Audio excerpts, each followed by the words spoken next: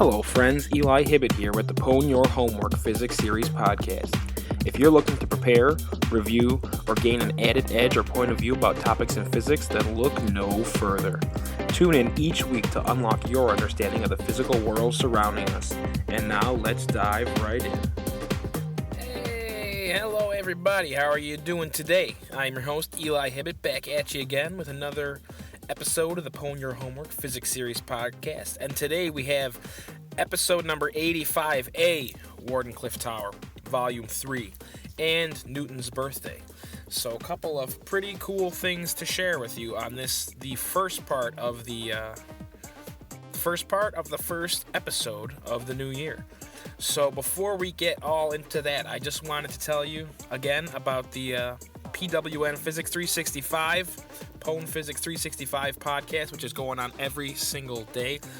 It's going to be on iTunes shortly. But if you head on over to the blog, pwnphysics.blogspot.com, we are doing it every day, a new entry. You can check it out either on the embedded player or there's a YouTube video that you can watch, which is the audio of the show. And we're doing we started off with the first 5 words of the day that we did way back in July, and now we're carrying forward with new stuff. And it's very cool, so I do encourage you to check that out. So that's what's going on in PWN Pwn Physics world. But yeah, so over Christmas I got something nice. I got a nice little gift. I got a t-shirt which has 2 different logos on it. On the top it has the Wardenclyffe Tower logo from Tesla's wonderful tower, and then under it has the really cool Tesla car logo. So I guess they went in together to make this shirt, and the proceeds go to benefit the Wardenclyffe Tower Tesla Museum. So I'm going to throw a picture of that up on the blog if you care to see my Christmas gift. But it got me all excited about Tesla again, and so I was driving around, and I was close to Wardenclyffe Tower, so I stopped back to check it out. And all of the Christmas trees are decorated. I guess they did a thing where you could go decorate one of the Christmas trees on the campus if you wanted to, for free. But kind of, just gives a little more, I guess you'd say, notice to Tesla and that sort of stuff. So I think I'm going to try to do it next year. I'm really excited about it. But other than that, not much has changed. It does give you the same kind of great, excited feeling. And there was actually someone else driving around over there. There were some contractors behind the fence doing work. But they have, on my side, of the outside of the fence, 2 new, I guess they're new, I didn't notice them last time I was there, displays. They have a map of Brookhaven back when Wardenclyffe Tower was originally sketched to be there. And then they also have a new, it's all under glass, pictures of Tesla, pictures of the original tower, and very cool pictures. So I took a whole bunch, and I'm going to throw those up on the blog as well for this episode number 85a. So do check it out if you are so inclined. And yeah, so that's Wardenclyffe Tower, what's going on over there. If you don't know what the heck I'm talking about, go check out episodes 29 and 30, Wardenclyffe Towers, part 1 and 2. So, yeah, that's Wardenclyffe Tower, Tesla mode. And, so one other item I wanted to mention. So, part of the Pwn Physics 365 podcast, I mentioned happy birthday to Issac Newton. And that, he was born on January 4th, 1643. And then I was, checking out, just bopping around the internet.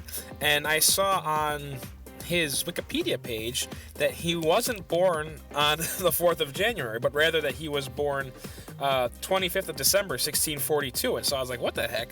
So I do what anybody would do. I Google search it again.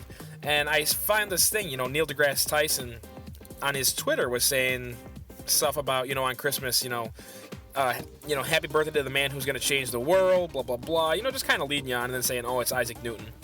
And I was like, did I mess this up? Like, was he not born on the 4th of January, 1643? I really thought that I was right. And so I started researching it a little bit, and it turns out that we're both right in some sense.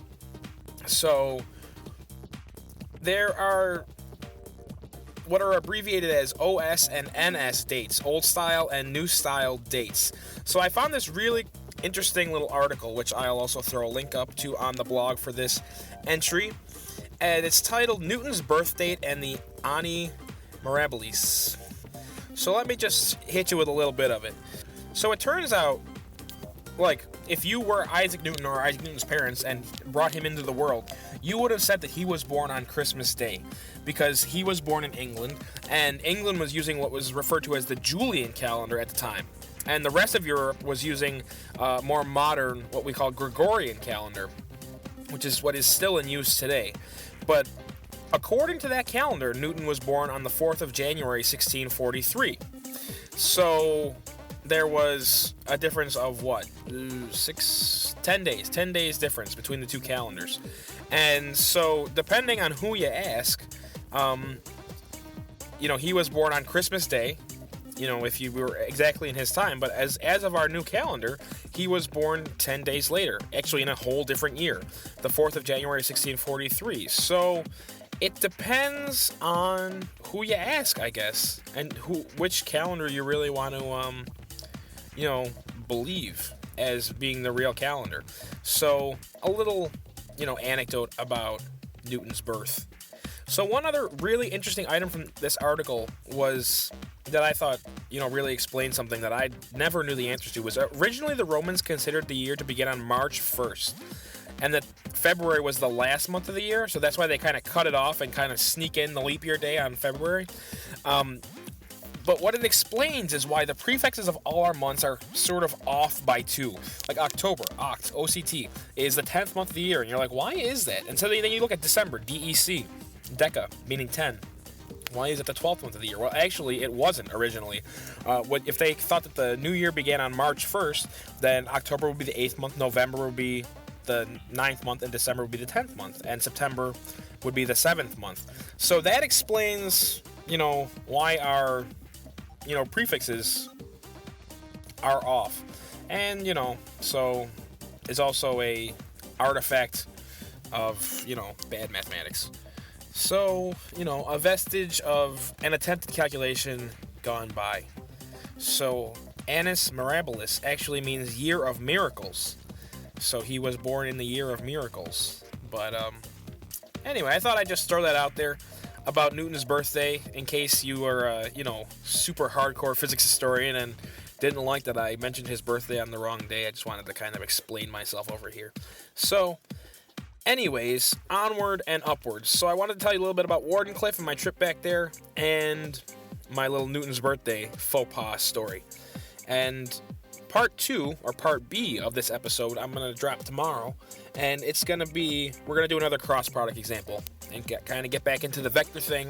We'll just go through a regular numerical cross product example just to get the juices flowing again, and then we'll have hopefully our wrap up and release party. So let's get back on track with a little bit more vector action. So I think that's going to do it for today, and I should see you again tomorrow. Again, if you need a little more Eli in your life, which everybody does, I think, head over to pwnphysics.blogspot.com and check out all of the PWN Physics 365 entries that are coming out every single day of the week. So with that, I'll see you guys soon. Take care.